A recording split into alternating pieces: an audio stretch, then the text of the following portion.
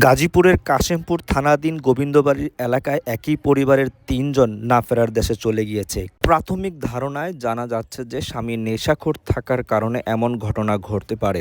৪ বছরের ছোট বাচ্চা মেয়ে স্ত্রীকে আগে হত্যা করে তার পরবর্তীতে স্বামী নিজে প্রথমে হারপিক খেয়ে তার পরবর্তীতে গলায় ফাঁস নিয়ে সুইসাইড করে। তাছাড়াও তার শরীরে অসংখ্য ব্লেডের চিহ্ন পাওয়া যায়। এরকম ঘটনা ঘটার কারণে এলাকায় চাঞ্চল্যকর পরিবেশ সৃষ্টি হয়েছে এবং সেটা দেখার জন্য হাজারো মানুষের ভিড়।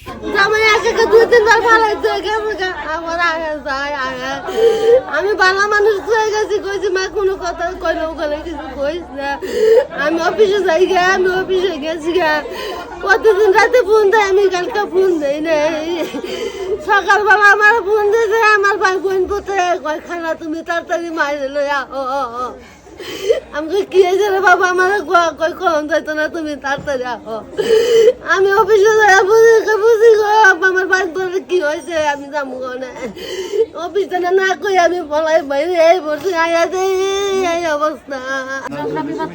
আমার বাগনি অনেক ভালো ছিল, ওই ছেলেটাই মনে করেন লইটাটা খাইয়া খাইয়া বাইতে অশান্তি করতো। বাড়ির কথা কই আসে চাউলের বস্তা নিয়েও জুয়া খেলে, তাহলে আমরা কতটা ভালো মনে করেন।